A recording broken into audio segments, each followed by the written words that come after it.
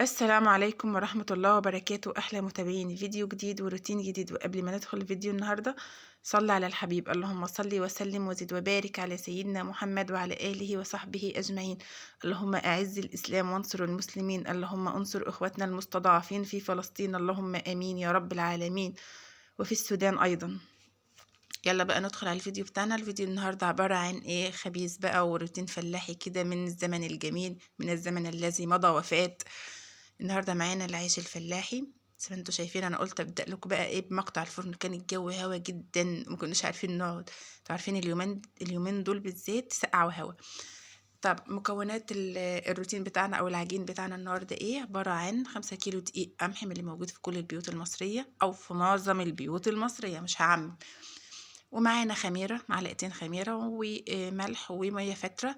في ناس بتعجن بديل للميه اللي هو الحليب او اللبن، وفي ناس بتحط كوبايه لبن، وفي بعض الناس بتقول نص لبن ونص ميه، حسب امكانياتك الاقتصاديه وحسب راحتك. لكن هو اللي هو بيتعجن بالحليب بيبقى طعمه حلو شويه، بيبقى طعم يعني. لكن اللي بالميه بيبقى كويس وبيبقى نفس النتيجه، وده طري وده طري. بس اهم حاجه ان انت تخدمي العجينه وتخلي العجينه يعني في الشتاء تبقى لينه شويه، ما تبقاش ناشفه، لان الخميره في الشتاء مش بتتفاعل بسرعه زي الصيف. الصيف انتوا عارفين ارتفاع درجه الحراره بيخلي الخميره تتفاعل بسرعه، لكن الشتاء العكس تماما. في الصيف احنا بنبقى نخلي العجينة جامدة شوية عشان نتحكم فيها، لان الخميرة بتفورها مع ارتفاع درجة الحرارة. لكن في الصيف انت ممكن تخلي في الشتاء بقى انت تخلي العجينة بتاعتك طرية شوية، وتكتري للعجينة يعني عن الصيف كده.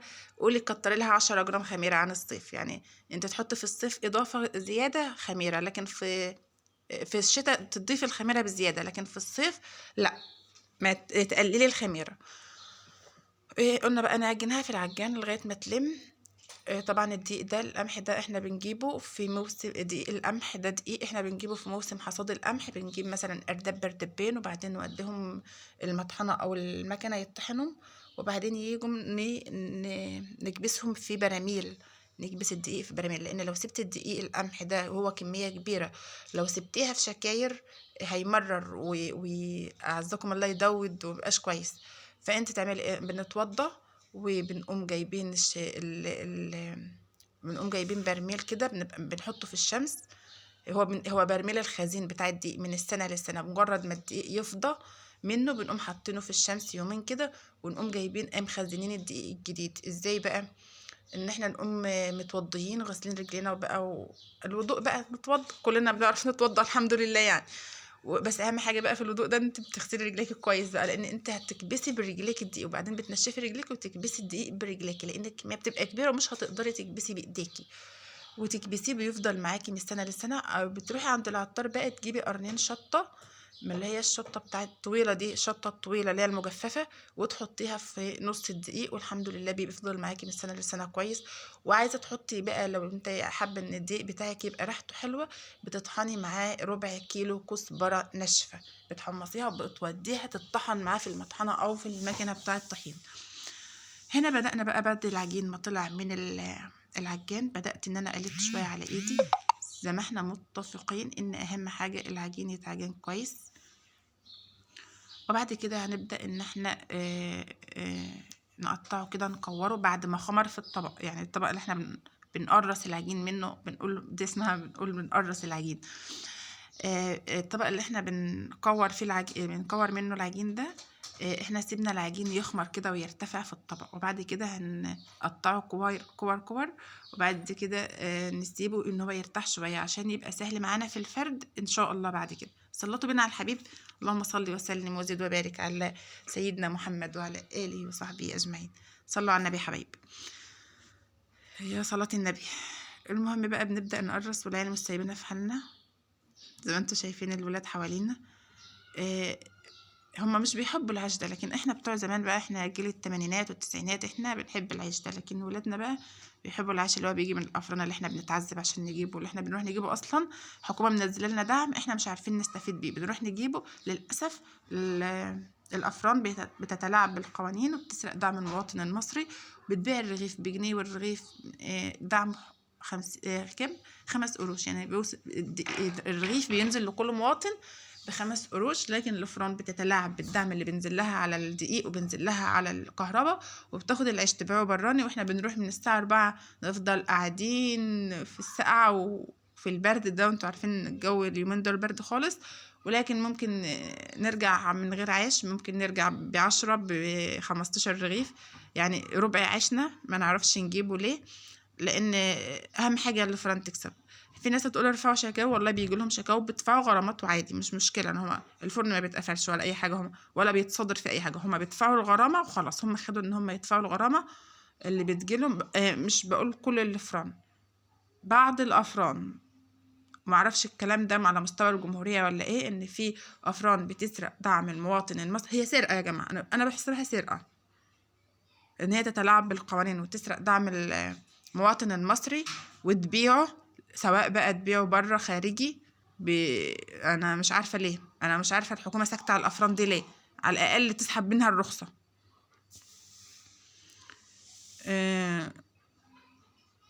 كانت مكنه، اصلا المكنه صلاة بنا على النبي، كانت المكنه بتاعت الافران، المكنه اللي هي زي فوري اللي بيتضرب عليها بطايق التموين اللي هي اللي عليها العاش دي، كانت واقفه يا حبايبي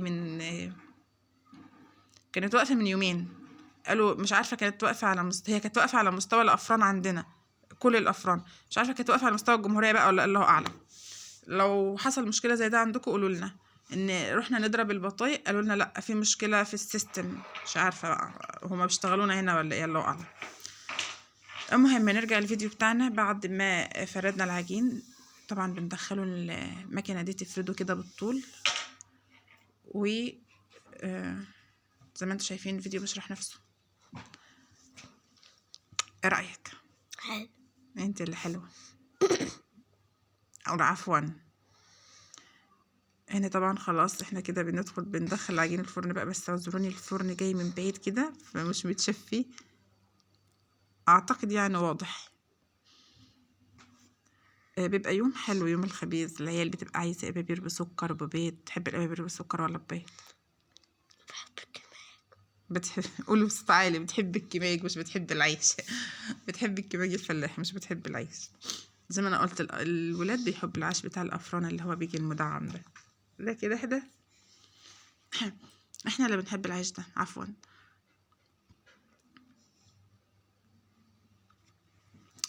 كنا زمان بقى، ايام زمان بقى، ايام ما كنا اطفال صغيرين، كان الشارع بياخد الخبيز ده يا حبايبي بالدور. يعني ايه، النهارده فلانه وفلانه اللي هتخبز، يخبز بقى في العصاري او يخبزوا الفجر، فتقوم الجيران كلها تخبز مع بعضها بقى، ويعملوا ملوخيه باميه، يعملوا الحاجات دي بقى ويقعدوا يفطروا مع بعض. او لو يخبزوا مثلا العصاري ساعه العصر كده، يعني ايه، يقوموا بقى ايه، عاملين متعشين مع بعض بقى، اللي عندها شوية مش تجيبهم، اللي عندها شوية ملوخية، شوية بامية، شوية أي، كل واحدة عندها حاجة تجيبها وهي جاية، عندها خصاية بقى، اللي عندها بقى شوية جرجير، المهم كل واحدة عندها حاجة تقوم جايباها وهي جاية، ونقعد كلنا. أنا كنت بشوف يعني الحاجات دي كنت بشوفها قدامي وانا طفله يعني، وبنقعد كلنا ناكل مع بعض، كل يعني، والولاد كلنا بقى، الولاد كلنا زي اخوات كده مع بعض.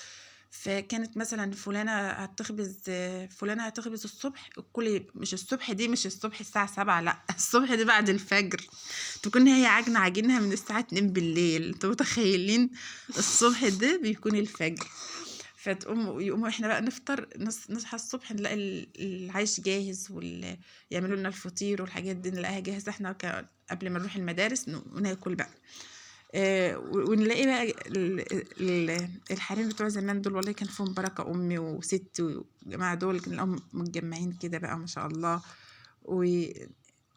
هاتي شوية معرفش ايه من هنا، يروحوا هاتي شوية ايه معرفش من هنا، تلاقي كل واحدة مطلعة كل حاجة عندها جايباها، يعني كل حاجة عندها جايباها تقولي، ويقعدوا ياكلوا سوا. زمان بقى برضو قبل ما كانوا زمان بينقوا، او عارفين القمح اما بيجي كان بيبقى فيه طينة، فيقعدوا على الصواني ينقوه، كانوا يقعدوا ينقوه مع بعض برضو، يقعدوا في الشوارع كده. لكن النهارده اللي عندها اي حاجة مش عارفة بتخبيها من اختها مش من جارتها، والله عزكم الله. لكن زمان والله كان في خير، وكان في بركة، وكان في حب، وكان في خوف يعني.